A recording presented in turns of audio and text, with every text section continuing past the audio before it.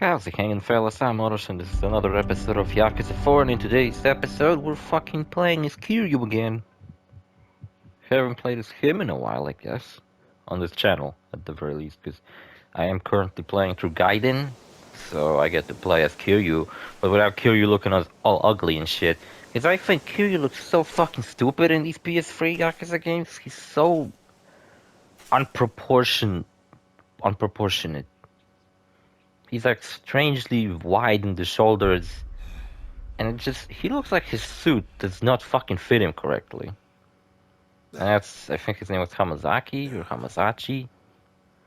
He's one of the villains from Yakuza 3. He's the guy who stabbed Kiryu at the very end after becoming broke from... well, Kiryu ruined his life pretty much. And then he became broke. I think Haruka recognizes the guy.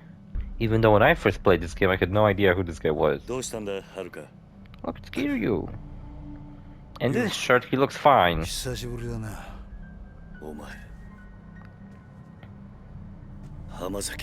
Look, I remembered his name right.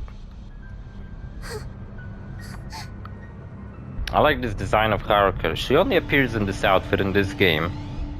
And she only appears in like 2 cutscenes or something. Was she really this traumatized by this guy stabbing Kiryu at the end of the 3rd game? You know, you do get to slightly explore this place again in Yakuza 6. But only the orphanage and the beach. You get like one little moment where you actually get to walk around here, and then you leave immediately. Never to be back again. Haruka.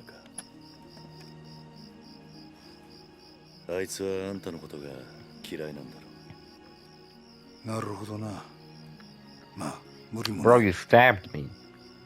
And now I'm treating your wounds. You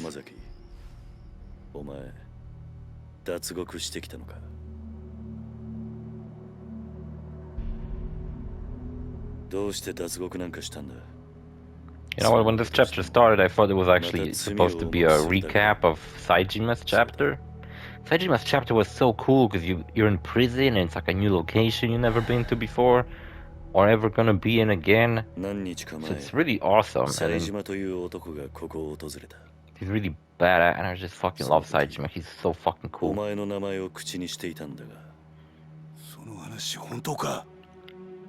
Yeah, everybody who escapes that prison washes up on my fucking beach. You know, I can accept that that's a coincidence that happened once in this game, but twice? And both times it happened to someone who couldn't swim and just simply the waves carried them to this fucking beach.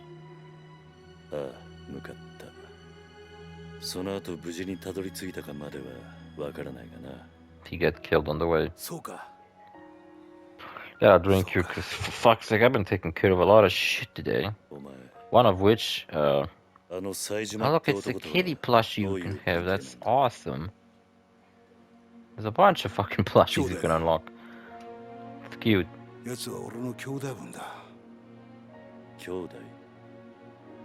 Really?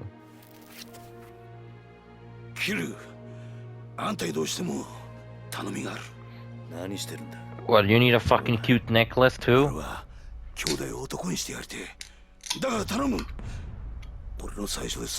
I do like them carrying over characters from one game to the next, instead of introducing a bunch of fucking new characters who seemingly have everything to do with this universe, only for them to never return. You know, cause like, that's my biggest problem with the 6th game. Almost nobody fucking returns. And everybody we meet are new characters. It's like, couldn't you... You had already existing characters in the 5th game. You could have fleshed them out even more, and if you needed a villain, you could just make one go a wrong path and fucking be killed. Instead of just completely abandoning existing characters and make up new ones. Also, I was gonna say something else. We've been fucking playing as Akiyama. Saijima, who's my favorite actually, I think, to play as. He's just really fun. Tanimura, who is cool. Both Akiyama and Tanimura feel kind of whatever. Like, they're fun to play. I actually think I like Akiyama the least because it's very basic. Doesn't have much cool shit going on. Tanimura at least has that parry thing, but other than that, he's also very straightforward and basic. Kiryu is the most straightforward and basic, but you fucking played as him so fucking much. He plays exactly the same as he did in the third game, by the way. I think Kiryu actually has the least skills to unlock because I guess the game implies he didn't forgot his moves since the third game. And you know what? I haven't played as the PS3 Kiryu since the end of Yakuza 3, which was ages ago, because after the third game I decided to take a break from this series a little bit, and I played Sleeping Dogs instead, which is another fucking great game with a similar setting about Asian gangsters and brawls. Well, that game features an open world where you can drive around cars and shoot guns too. So you don't need to punch everyone, though fighting in that game is very fucking fun.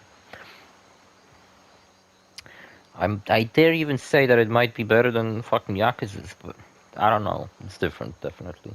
It's a bit more fluid and flows together really fucking well. I remember that when I was playing Yakuza Kiwami 2 on my own, I was playing through Sleeping Dogs, and I had such a hard time because I kept confusing which fucking controls am I supposed to be using.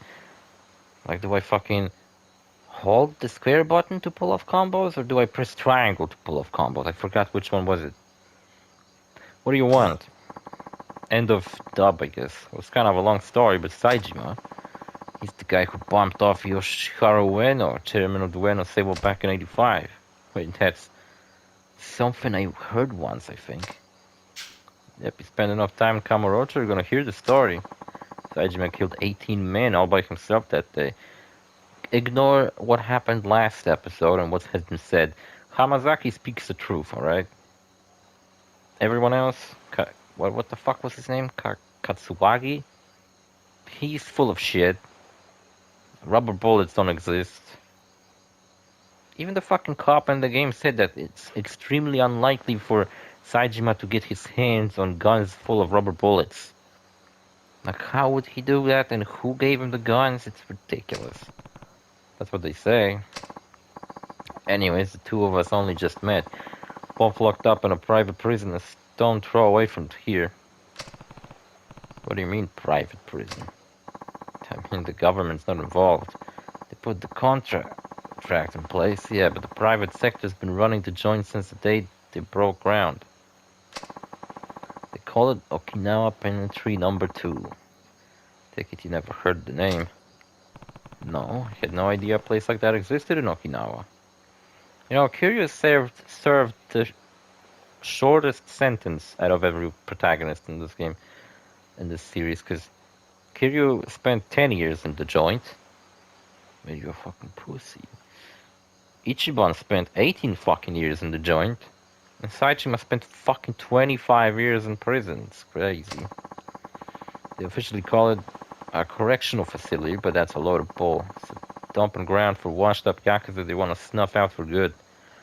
You know, my friend at work, who I work with now, he's like 50-something and he's technically retired because he got an early retirement because he was actually working in a correctional facility in my town, a prison in my town. And he was actually a correctional officer or something. He got an early retirement, but his wife doesn't get an early retirement, so what he does is he basically still works, even though he could retire. But yeah, he's keep working, and he works with me now, and you know, for someone who's twice my age, he's kinda cool, and I like him. It was only a few days ago that Saejima got shipped down from whatever shithole they had him up in Tokyo. Yeah, I bought a Christmas tree today. A little bit fucking late, a week before Christmas, but whatever. My sister set it up, all nice and beautiful.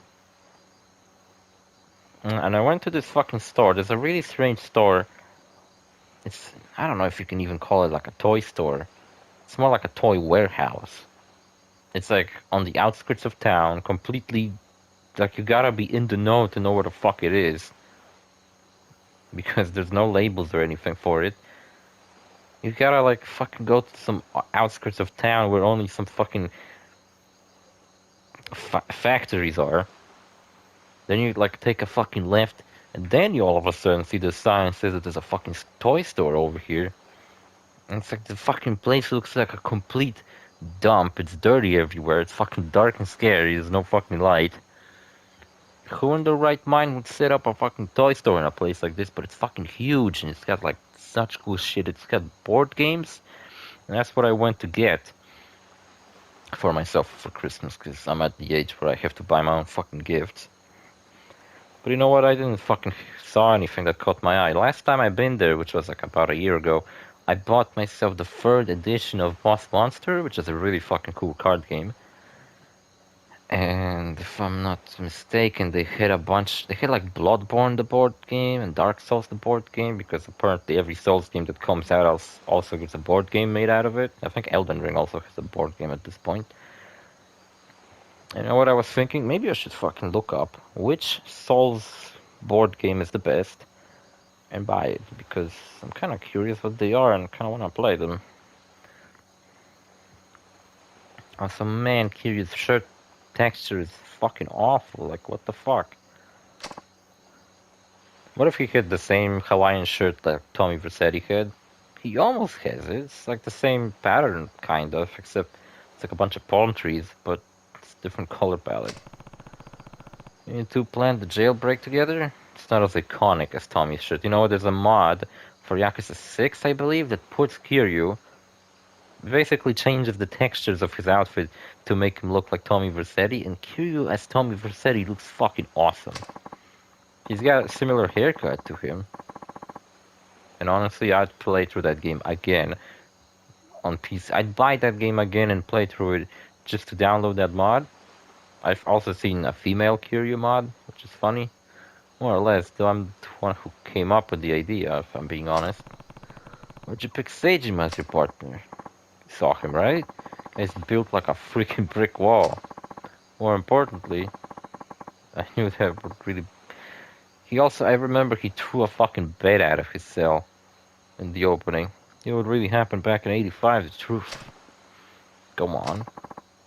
Back in the day, Seijima was really tight with Majima, yeah? That Majima.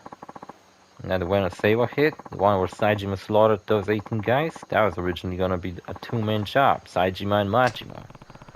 Majima-san and Seijima were accomplices? Yep. They were brothers. Actually, that's how Seijima's chapter ended. We fought Majima, they finally reunited. Majima explained what happened, and I guess they buried the hatchets and other friends. The day of the attack, Majima never shone. That betrayal's how I convinced Seijima to break out with me. Explains why Seijima was talking about revenge when he was here. It's all bullshit, though. Majima would never have betrayed his brother. They were both set up. I love that. Yakuza, like this is backstory to those two characters in this game. But in Yakuza 0, we get even more elaboration on what happened in that hit. And you know what? When I first played Yakuza 0, I think there is a scene of Seijima with the revolvers walking down the street when Majima's talking about his past. But it's like, I didn't know what the fuck he was talking about. I was like, okay, I guess Majima had a brother or some shit at some point. But now he's dead? But who? By who? A guy named Shibata. Shibata? I got no fucking idea who that is. Was heading up a third tier Toja family at the time. Problem is, Seijima and I got split up before I got to tell him what really happened. I think I can guess the favor you want. Yep, gotta tell him the truth, no matter what. Why is it so important? You know how Tanimura kind of teamed up with Akiyama at the end? I believe Kiryu's gonna team up with Seijima. And between the two team-ups, I think one is infinitely more powerful. That is saying Seijima's gonna try and kill Majima. Not only that, but I mean, we know what happened. He didn't. They became friends. But I really respect him. He doesn't deserve to be living life in the dark, you know? I mean, sure, I only asked him to help me bust out because how tough he is. But he actually started trusting me during the escape. Me of all people. Look, my life's been nothing but betrayal after betrayal. I've been on both sides of that coin. do people look beyond all that? Chose to trust me anyway. You and Saejima. When did Kiryu trusted him? I don't remember. I don't remember the fucking plot of the third game. I remember that the CIA was involved. Uh, Kazuma's twin brother showed up. I think his name was Shintaro. He basically was just the same fucking model as Kazuma. And he spoke English, which was funny. You know, if that guy lived in America and is a CIA agent, they should have gotten an English-speaking voice actor for him instead of having him speak. Actually, he didn't speak English that much. Mina was the main villain, and Daigo was in a coma the whole fucking time. That seems what happened when the writers don't know what to do with one character. Put him in a coma. Mina was a cool villain. There was a guy who took over Nishikiyama's family, and he was like a fat piece of shit, and he was awful, and I hated him. And after that, Nishikiyama's family just fell apart. So no more of my brother's family, I guess. And then there was, what else about the first game? First boss fight was against Majima. There was a funny scene with Majima saving Kiryu with a truck. That's all I remember, really. Okinawa, you got to explore the island. It was a very nice change of pace. That's the only thing that's really positive about the third game that I can think of. You got to explore a very nice location in Okinawa. And there was some fun side quests to do. I think it was fun. I liked the first game. Though it's not high on my list of games I would like to replay. For example, I did replay Kiwami recently, because I felt like I did not give that game justice on my first two playthrough. I had to make a third one. Hamazaki. Also on my fucking second playthrough, I didn't even went through the boss fight. I want another chance to start over. Be a true brother to a guy who went out on a limb and actually trusted me. So I'm begging you, Kiryu-san. Gotta help me. It'd be pretty cool if he had a redemption arc and actually became a good guy. But I think he's gonna be killed in this game. I don't know. One question first, what's that? What the fuck do you need me to do it? Can't you go tell Saejima all this yourself? Well, what is this, Hamazaki? I'm gay. And this is the gayest shit I had to ever say in my life. Check this out. I got a diary.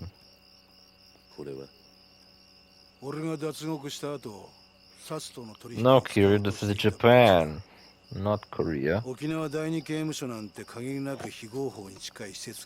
Am I gonna do anything in this episode, or am I just gonna sit here and watch a cutscene? They kept that shit under the desk on some fucking notebook. It's a 10 billion. あんたも関係したあの登場界の消えた100億事件。実はあの事件で動いていたあの金も沖縄第二刑務所設立の裏資金となるはずの金だったんだ。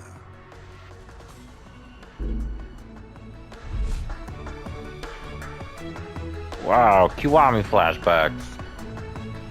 どういうことなんだ? I actually have no fucking idea. I played Kiwami recently, so I do remember that 10 billion yen was stolen from Tojo Clan's bank, and Yumi was the one who had it all along. But she had it, but that was originally Jingu's money, and Jingu was like a politician or some shit.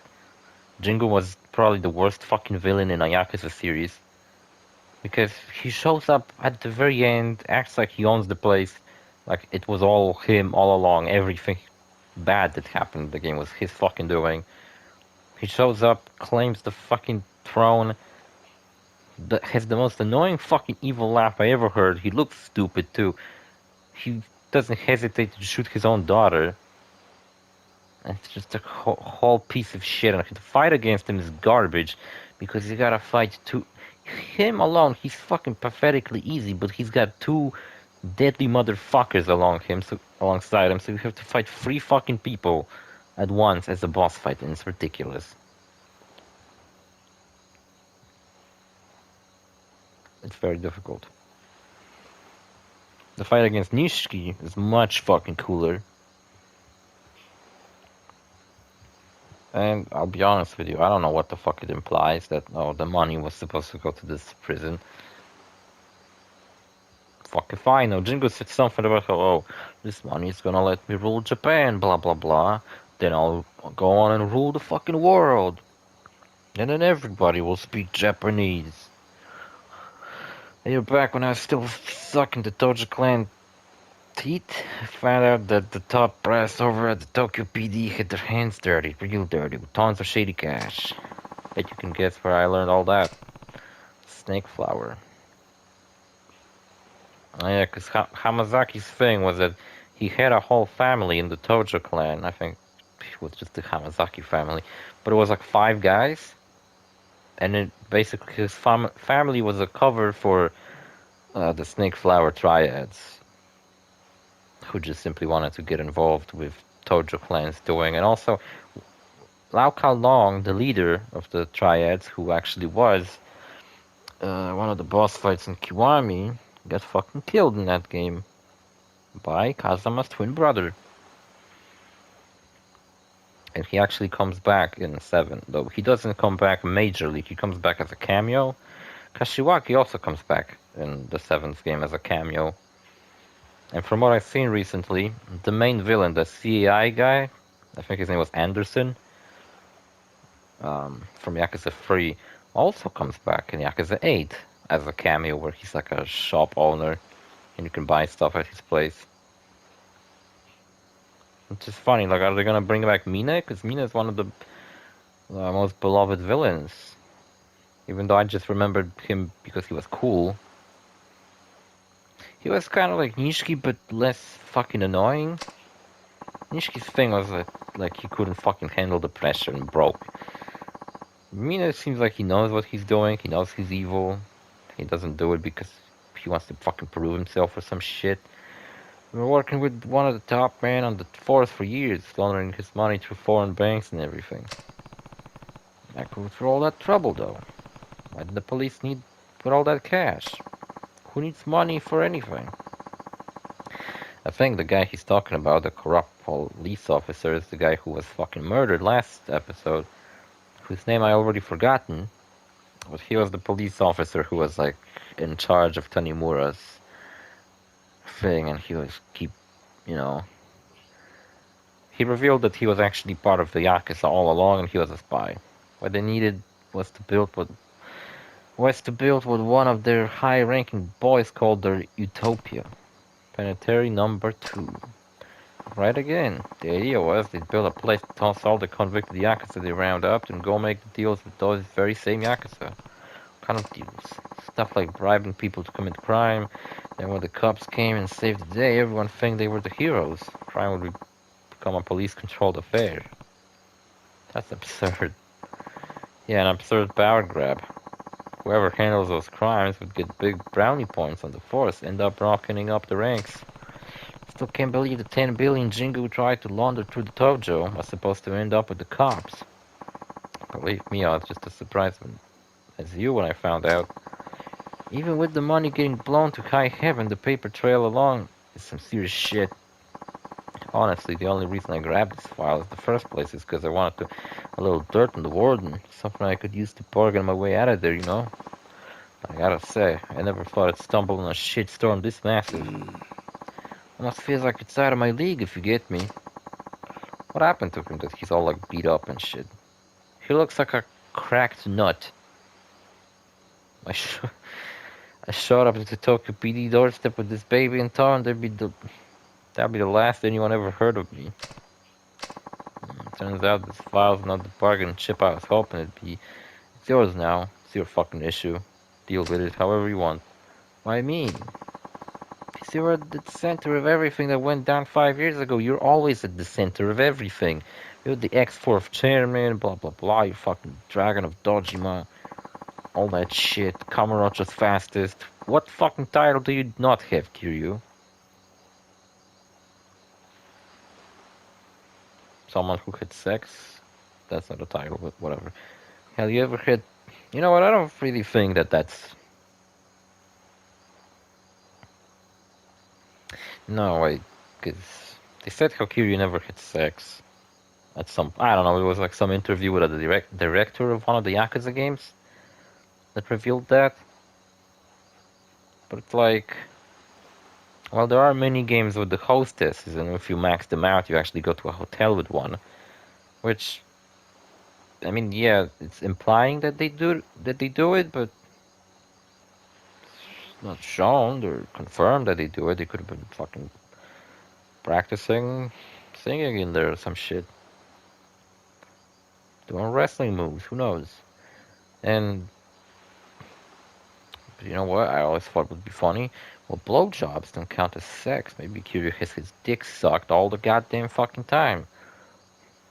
That counts as a fucking.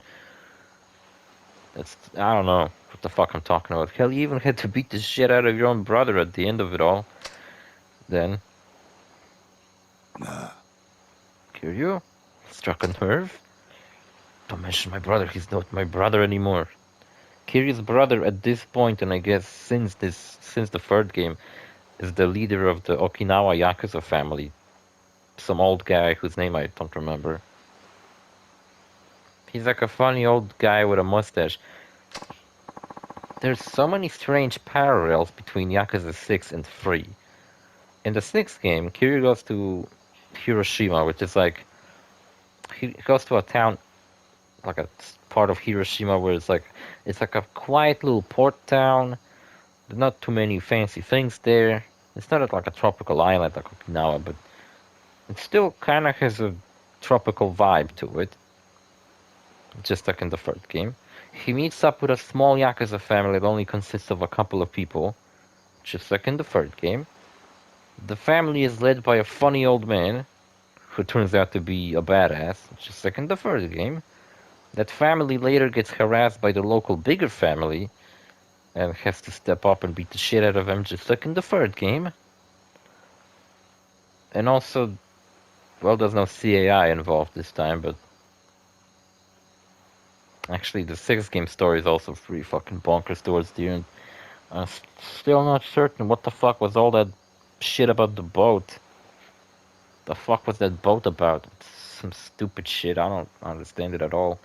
Don't give me that silent treatment here. Just don't get it. Why did you show me this? I mean, he had nothing else to fucking show you. He's fucking naked, practically. I already told you. Gotta go to Kamurocho and tell my boy Saejima we're really... There's more to it than that, I know there is. Besides, I would end up behind bars again in no time without this bargain chick of yours. Also, I don't feel like going to Kamurocho. Like, I'm fucking raising kids in my orphanage now. So tell me, Kawasaki, what the fuck are you after? Tell me quick, because the episode's almost over and I haven't done a single fucking thing in this episode.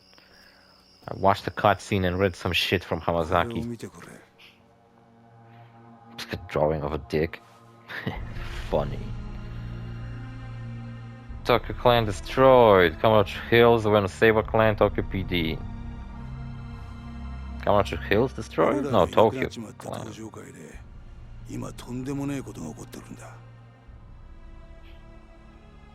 Uh-oh.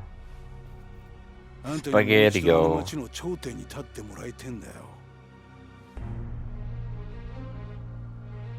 そうじゃなきゃ俺たちが命かけてきた登場会が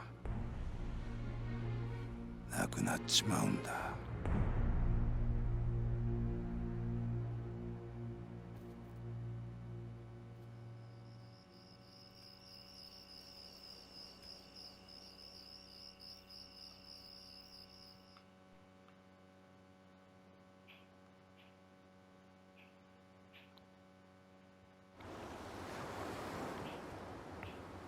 2010?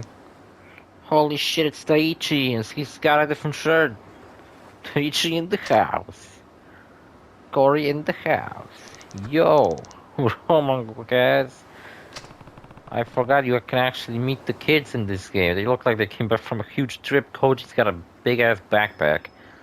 Looks like your kids had a good trip. Oh, they did came back from a trip. And Mom is here too. You do get to see the kids in the 6th game a little bit. And I think they actually make some appearances in Gaiden, but I haven't gotten to that part yet. But Taichi, you lost some weight, I think. Enjoyed yourselves? Oh yeah, it was awesome. We hiked, went camping, even saw some old bones and shit. Wasn't super fucking cool, Koji? Nah, pretty fucking lame if you ask me. How was your great trip, Ayako? Great. That's great. Who the fuck is that? ねえねえおじさん、あの人は？浜崎さんだ。 That's a homeless 俺の person. 昔からの知り合いで。ダメ！近寄